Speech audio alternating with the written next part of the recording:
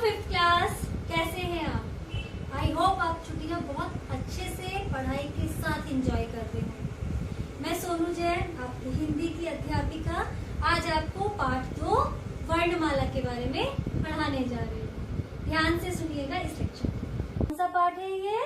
पाठ 2 वर्णमाला। आपको याद होगा, आपने अपने पिछले अध्याय में पढ़ा था भाषा के बारे में, यानी कि भाषा का उद्गम, भाषा हमारे अस्तित्व में किस प्रकार से आई, है ना?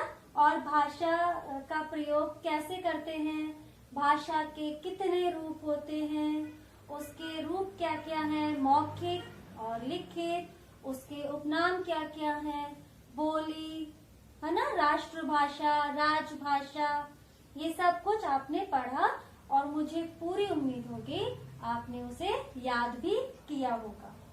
अब आज हम बात करेंगे वर्णमाला के बारे में। किसके बारे में? वर्णमाला के बारे में। अच्छा, हम जब भी कोई भी नाम बोलते हैं, कोई भी नाम आप बोलकर देखिए तो कुछ ध्वनियां हमारे मुख से निकलती हैं। क्या होता है? कुछ ध्वनियां हमारे मुख से निकलती हैं। जैसे देखिए, यहाँ पर हमने लिखा है कछुए के बारे में, तो हमने क्या क्या लिखा है? क, अ, छ, उ, आ। तो जब क तो आपका वर्ण हो गया, और ये अ ध्वनि, उ ध्वनि, और आ आपकी ध्वनि है।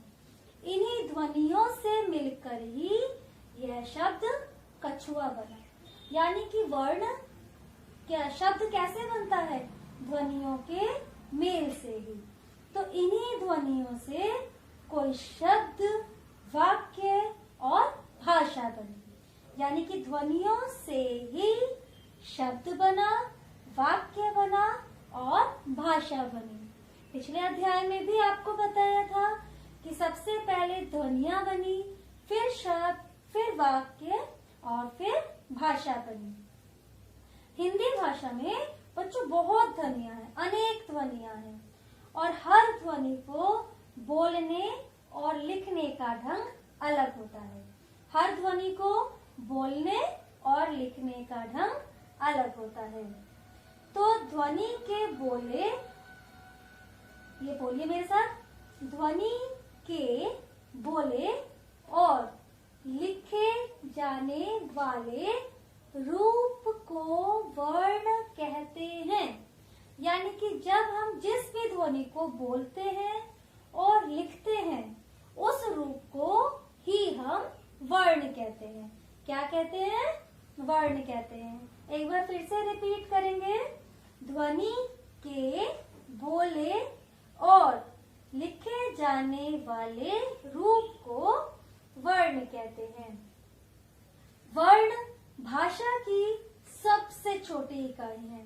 जो ये वर्ण है, ये भाषा की सबसे छोटी इकाई है और इसके टुकड़े नहीं किए जा सकते। क्या नहीं किए जा सकते? टुकड़े नहीं किए जा सकते। वर्णों के लिखने का एक निश्चित क्रम होता है। फिर से बोल रही हूँ, वर्णों के लिखने का एक निश्चित क्रम होता है और इन्हीं क्रमों से दिए गए वर्णों के समूह को हम वर्णमाला कहते हैं। देखिए, क्रम से दिए गए, क्रम से दिए गए वर्णों के समूह को वर्णमाला कहते हैं। यानी कि जो वर्णों का क्रम चल रहा है, उन्हीं के समूह को हम वर्णमाला कहते हैं। फिर से याद रहेगा आपको, वर्णों के समूह को वर्णमाला कहते हैं। समझ में आई? तो अब याद रखिएगा, एक इनका निश्चित क्रम होता है और इनके समूह को वर्णमाला कहते हैं। फिर हिंदी भाषा में वर्णों के 2 भाग किए गए हैं। हिंदी भाषा में वर्णों के कितने भाग किए गए हैं? 2 भाग, स्वर तथा व्यंजन। कितने भाग किए गए हैं? 2 भाग, स्वर तथा व्यंजन। आज हम पढ़ेंगे स्वर के बारे में। किसके बारे में पढ़ेंगे आज हम? स्वर के बारे में। स्वरों में सबसे पहले आप ध्यान दीजिए, इन्हें बोलने के लिए किसी अन्य वर्ण की सहायता नहीं लेनी पड़ती। इन्हें बोलने के लिए किसी अन्य वर्ण की सहायता नहीं लेनी पड़ती। जैसे बोलिए अ, आ, ई, उ, ए, ऐ, ओ, औ, री। या री को आप बीच में भी लेके बोल सकते हैं। अ, आ, ई, उ, री। ए, ऐ, ओ, औ, अंग, अंघ, औ। अंग, अंघ, औ। ठीक है, ये है आपके स्वर। तो आपको पता चल गया स्वर कितने हैं आपके, बताइए जल्दी से मुझे। 11 स्वर होते हैं आपके हिंदी भाषा में। ठीक है, तो अभी आपने क्या पढ़ा, आपने पढ़ा कि ध्वनि क्या होती है और ध्वनि के बोले और लिखे जाने वाले रूप को हम वर्ण कहते हैं और क्रम से दिए गए वर्णों के समूह को वर्णमाला कहते हैं। हिंदी भाषा में वर्णों के 2 रूप किए गए हैं, स्वर तथा व्यंजन। कितने रूप किए गए हैं, स्वर तथा व्यंजन। आज हम स्वर के बारे में पढ़ रहे हैं। हिंदी भाषा में जितने स्वर होते हैं उनको बिना किसी वर्ण की सहायता के हम बोल पाते हैं। अभी हम बात करते हैं अंग, जिसे हम अनुस्वार कहते हैं। अंग यानी अनुस्वार, इसे अनुस्वार कहते हैं। बोल के देखिए, अंग से अंक, रंग, मंच, हंस आदि। तो इसमें आपको हल्का सा न का साउंड सुनाई दे रहा होगा, तो इसीलिए अ के ऊपर जब बिंदु लगती है तब हम उसे अनुस्वार कहते हैं। अंग को हम क्या कहते हैं, अनुस्वार। ध्यान रहेगा ये बात आपको। उसके बाद आता है बच्चों अह, यानी कि इसे हम कहते हैं विसर्ग। क्या कहते हैं, विसर्ग। इसको हम ह की तरह बोल सकते हैं, ह। जैसे अतः, प्रातः, पुनः आदि। तो अह विसर्ग और इसे हम ह का साउंड देते हैं। किसका साउंड देते हैं, ह। ह से हल होता है ना, ह का साउंड देते हैं। अतः, प्रातः, नमः। ठीक है, समझ में आया आपको अनुस्वार किसे कहते हैं और अह विसर्ग किसे कहते हैं। उसके बाद बच्चों आता है अनुनासिक। क्या कहता है, अनुनासिक। जब अ के ऊपर चंद्र आ जाता है तब हम उसे कहते हैं अनुनासिक। इसे नाक और गले दोनों से बोला जाता है। नाक से भी और गले से भी इसका साउंड निकलता है। जैसे ध्यान से सुनिए, आंख, गांव, पांच, दांत आदि। आप भी कोई और अनुनासिक शब्द ढूंढिए और उन्हें बोल कर देखिए और ये ध्यान लगाइए कि आपके ये गले और नाक में से कैसे निकल रही है इनकी ध्वनि। तो अनुनासिक समझ में आया, अनुस्वार, विसर्ग और अनुनासिक।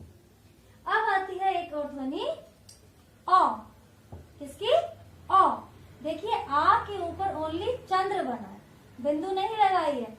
ये क्या होता है, यह ध्वनि अंग्रेजी भाषा से, अंग्रेजी भाषा इंग्लिश, अंग्रेजी भाषा से हिंदी में आई है और इसका उच्चारण हम स्वरों में औ, औ से औरत बोलते हैं ना, उसके तरह होता है अ।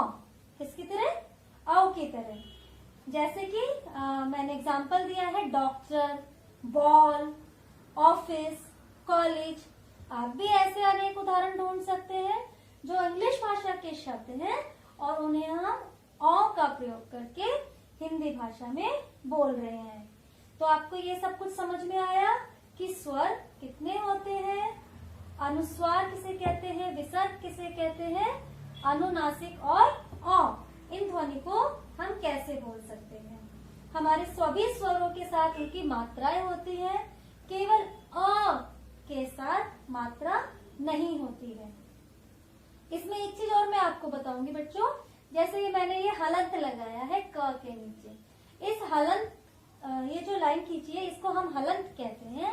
और इस हलंत का मतलब होता है कि यह जो वर्ण लिखा गया है इसमें कोई भी मात्रा नहीं है, ठीक है, ये बिना मात्रा के है। और अगर हम कोई शब्द बिना हलंत के लिखते हैं इट मीन्स उसके अंदर मात्रा दी गई है। तो समझ में आया आपको कि हमारे वर्णों में ध्वनि का क्या महत्व है, ठीक है। और आपको आज स्वर समझ में आए। पाठ 2 वर्णमाला से र के साथ उ और ऊ लगाने पर भी इनका रूप परिवर्तन होता है, वो मैं आपको कल बताऊंगी, ठीक है। कल हम व्यंजन के बारे में पढ़ेंगे। आई होप आपको पाठ 2 वर्णमाला में से स्वर अच्छे प्रकार से समझ में आ गए होंगे। Have a nice day.